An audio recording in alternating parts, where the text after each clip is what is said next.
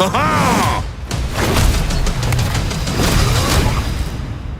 the fun is right here. Hello, I'm Axel Rydby, game director here at Rocksteady Studios. I'm Darius Sadigian, studio director at Rocksteady Studios. We're so excited to welcome you all to episode 2 of our ongoing series, Suicide Squad Insider. In our last episode, we gave you a look at our combat system that combines story, powerful traversal abilities, iconic melee attacks, and explosive gunplay to offer something truly unique. Hello, beautiful! We wanted to challenge ourselves. We wanted to expand and really push ourselves in terms of making something new and fresh. Light him up! When first introduced, the free-flow combat of Batman Arkham Asylum broke new ground and set a standard that is still popular today. In that spirit, the Rocksteady team decided to delve into new mechanics. If you're playing solo, you have the power to make combat in our game unique to you while making your way through our story campaign. If you decide to play co-op with friends, you can each become an expert with your playstyle and customize builds, creating a powerful squad unlike any other. Each person can offer a different benefit to the play experience. We're super excited to see those sort of team play, synergistic effects happen. You want a high five? Up high. In the Suicide Squad, the world, the narrative, all our features evolve through the lens of DC lore. Fans for the DC Universe are going to be really excited for this. Not only are we bringing characters back that we've used in the Arkham series, but we're introducing new ones. You can call me Colonel Rick Flag. We want players to feel like they explored the DC Universe with us, not just through the story, but also through the mechanics. Ah, no lasso? You gotta be kidding me. In this episode, we'll meet some of the iconic DC characters who will be helping our anti-heroes to take on their impossible mission. Awesome. Through conversations with our team, our voice cast, and our playtesters, along with extended gameplay, we'll give you a preview of some of the amazing new possibilities we're excited about with Suicide Squad Kill the Justice League. Wait, which superheroes did you say you were again? This is Suicide Squad Insider, Episode 2.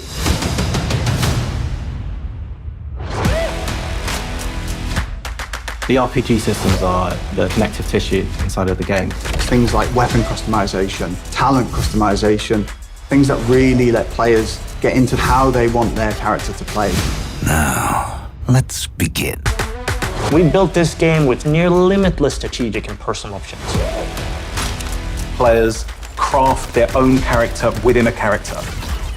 Everyone can pick not only their favorite, but really make a character that's their own. There's really high skill ceiling mechanics in this game where as you learn to traverse, as you learn to combine your character's abilities more and more, you become better, your character becomes stronger, and in the story of the game, you're taking on stronger and stronger threats.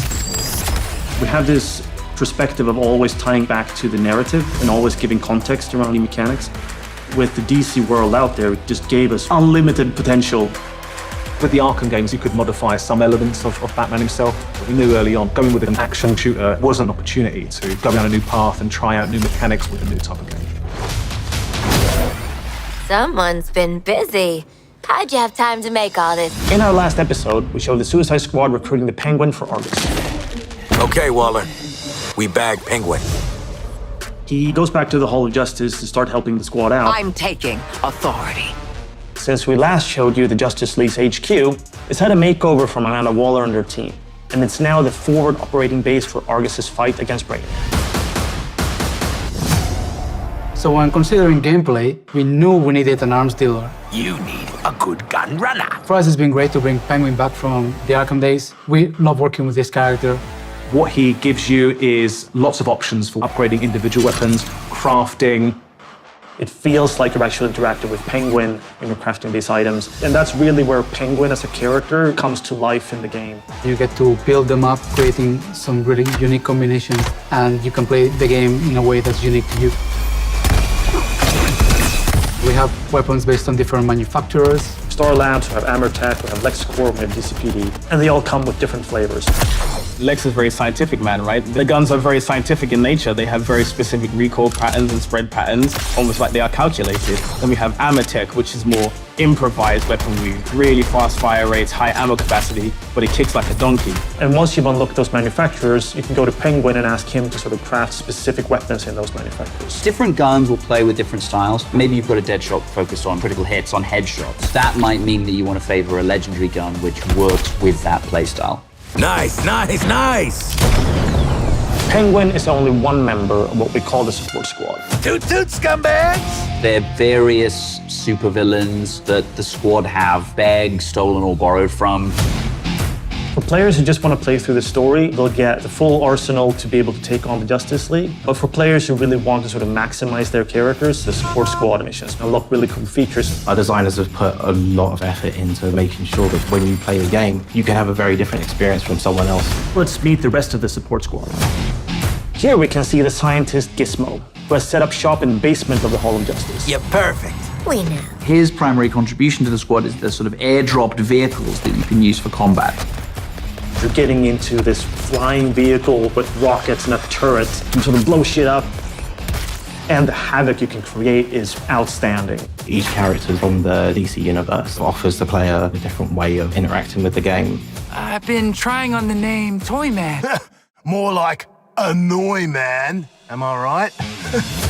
Toyman is one character that helps you actually figure out ways of defeating the Justice League. He's a tech boy genius who wants nothing more than to help save Metropolis. He can't quite come to terms with the fact that his heroes are now the villains.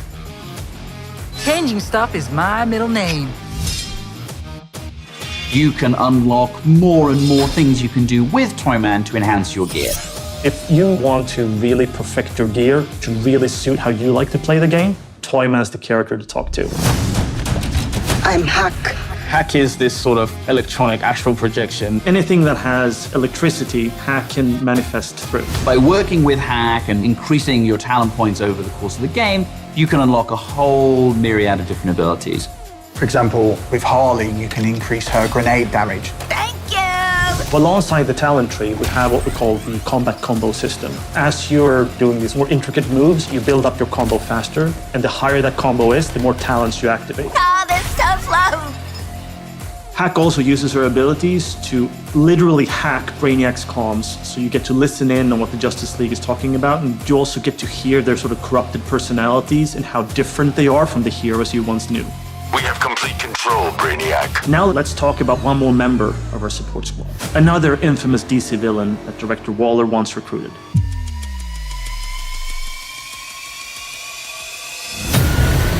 At this point in the game, the squad has discovered evidence that Poison Ivy may be alive. Ivy? Poison Ivy? Dead Poison Ivy after Scarecrow gave Gotham a crop dusting. For fans who paid close attention to Arkham Knight, they will remember that when Poison Ivy died, she left behind a little sprout. I got a real strong hunch she ain't pushing up daisies no more. And in this game, you discover that that sproutling has been cared for by some people who may have had their own motivations for doing so. But in the chaos of Metropolis, she's escaped. Find her. Bring her to me for questioning. Using special technology they've acquired, the Suicide Squad is tracking Ivy down. If Ivy's in the city, this tracker will lead you to her.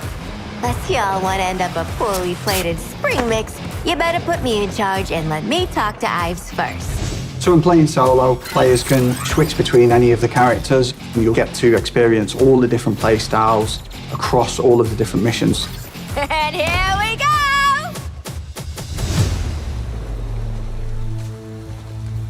So here she is.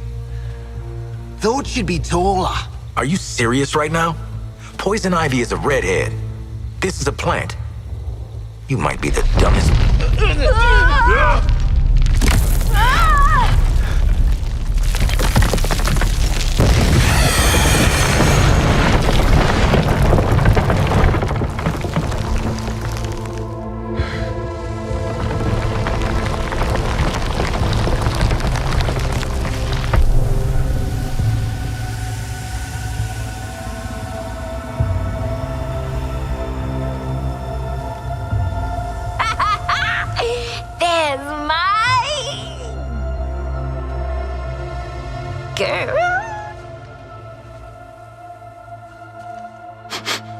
is not made of meat.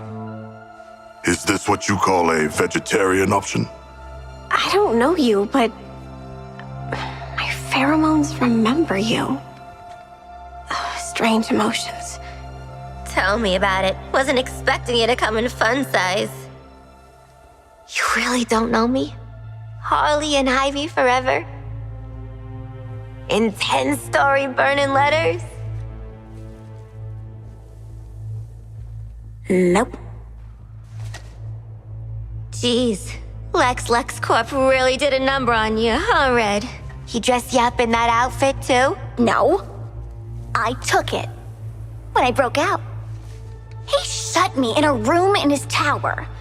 If I worked on the things he wanted, I got a whole hour of sunlight every day. What did he want? Weapons, making them more effective against the alien invaders. You know, they're very susceptible to plant toxins. And, I know all about plant toxins. We know. That's why they call you Poison Ivy. It's just Ivy, weirdo. Where's Lex now? I don't know. Something spooked him, I guess.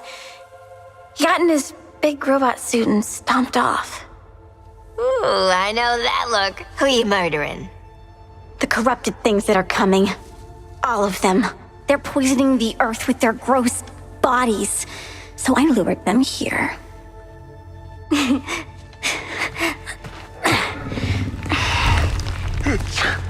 The wrath of nature.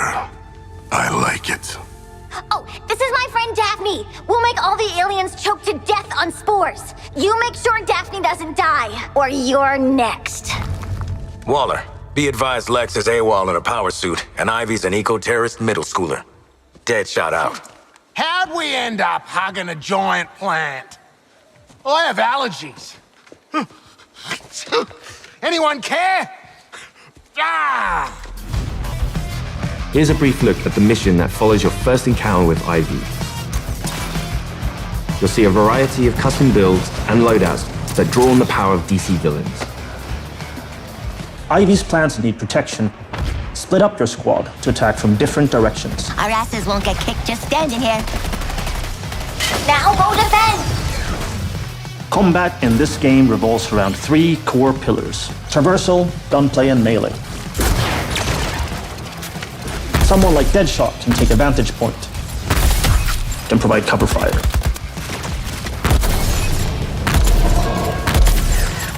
You can find wild ways to upgrade your melee attacks. With the Great Suspender, a single boomerang can launch several enemies off the ground. A job worth doing right! Harley's gun is from the Bane's Rage set. Landing a critical hit spawns a power-up that can infuse other weapons like grenades with Bane's Rage, making them more powerful. Get the invaders off Daphne! Quickly! Those aliens pollute everything! King Shark's loadout here includes Black Mask's Bulletstorm and the Heatwave's Molten Shield to synergize. He has triggered the Bulletstorm effect, which means that he's now immune from damage thanks to the Heatwave's Molten Shield, making this a perfect opportunity to get in close. Savor it! This mission is where we introduce afflictions, elemental attacks from Ivy's plans that draw on the powers of different DC villains. Use an affliction to freeze your enemies before you deliver an explosive finale. Task Force X, report. Have you secured Ivy? Yeah, kind of a funny story. Although she doesn't remember her old life, Ivy is still a deadly expert with toxins, and she can offer your builds an interesting new feature: afflictions. The results are so neat. When you manage to recruit her, she comes back to the Hall of Justice as kind of like a loose cannon, precocious toddler who also has terrifying genetic engineering powers.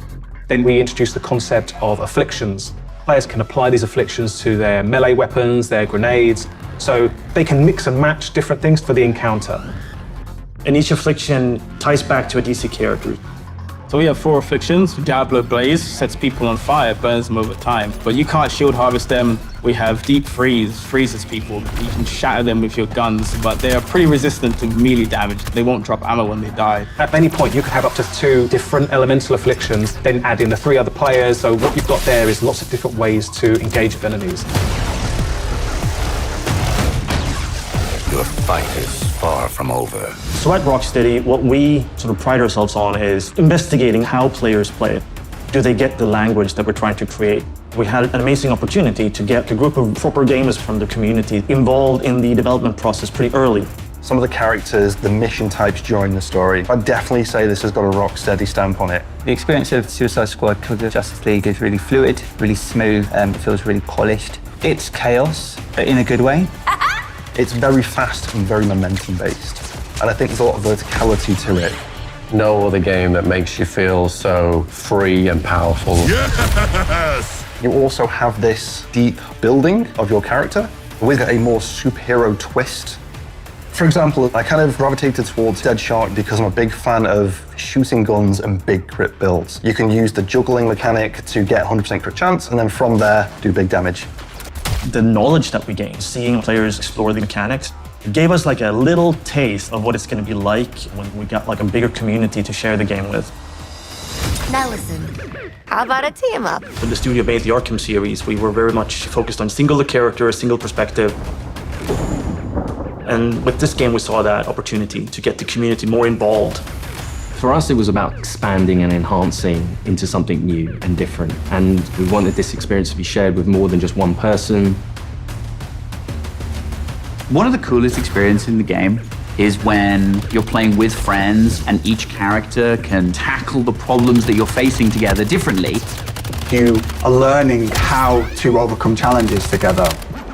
All these characters are geared up to be able to complement each other. Because each of them is moving differently, sometimes another character might come in from a direction you don't expect. You can create unintentional cinematic moments with your friends.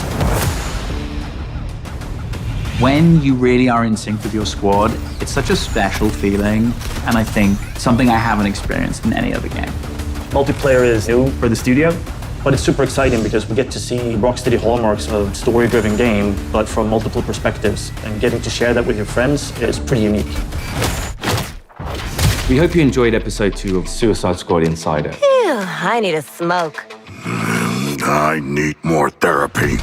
In our next episode, we'll take a look at what you can expect from our game after launch. This is the biggest cinematic experience that Rocksteady has ever created, with more hours of cinematic cutscenes than ever before. But I think we leave the setting of our story open enough that for post-launch content, players will be excited to come back and find out what we're going to do next. You, want to talk about it? Know what, Quinn? I do. I don't think players are ready for the new playable characters they're going to get, or even the places they're going to get to take them. This game is much bigger than the world of the Suicide Squad. Rocksteady will continue to build on the story. We're delivering you a full game, but for those that want to go further, we're going to have lots of new updates that are free to our players, and we really want to engage with our community to give them new experiences regularly. At the end of the game, everyone goes, wow, this was a hell of a ride. Let's play again.